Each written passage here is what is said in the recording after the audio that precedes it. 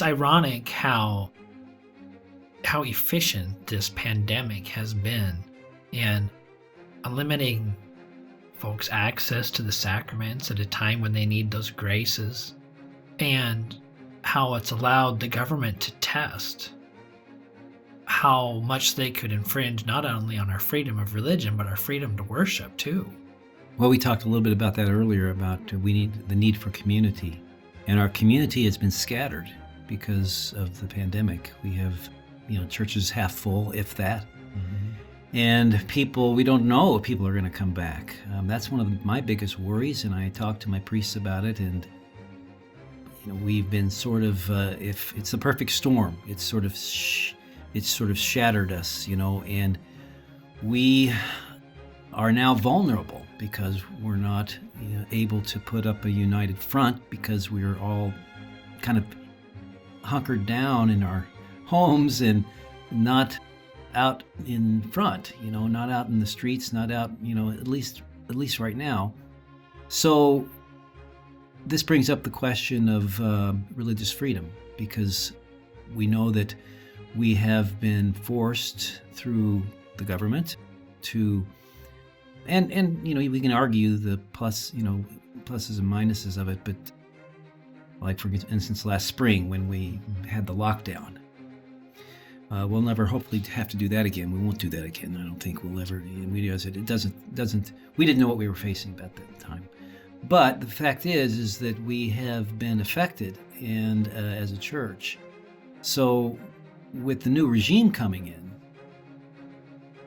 I wouldn't be surprised at all if they took advantage of that and started to impose or started to infringe upon our religious freedom. Freedom to worship, freedom to express our faith in the public square, which has always been part of what our country has been built upon when it was founded. That sacred right, which is the First Amendment, the freedom of religion, because we are a religious people. And there are people who want to see that disappear and to fall into line with what the secular people, politicians, whether it be politicians or cultural movers, want, and just to kind of lay down and not put up a resistance. So that's why I think it's important for us as Catholics to realize that we have a right to believe what we believe and to live the way we live according to our faith, and we have a right to express it, that we can't be silenced. That's all very, very American.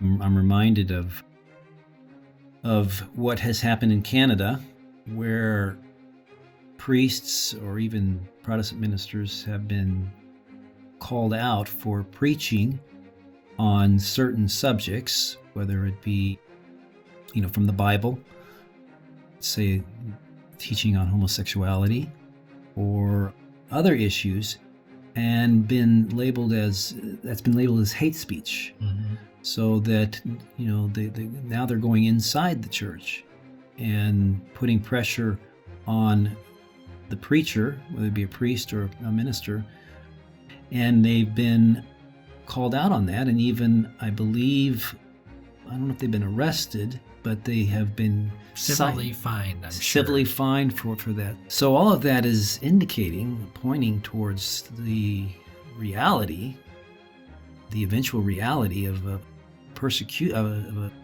a serious persecution of the church. Now, there's already sort of a white martyrdom that's going on, but the white martyrdom will only intensify, and that could lead to even a red martyrdom if it continues to move in this way, if we don't retreat and be that resistance that says, no, enough is enough.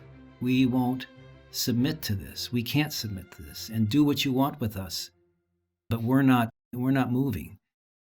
This interview was an excerpt from the February Pro-Life podcast, which is sponsored by Lincoln Right to Life and Nebraska Right to Life.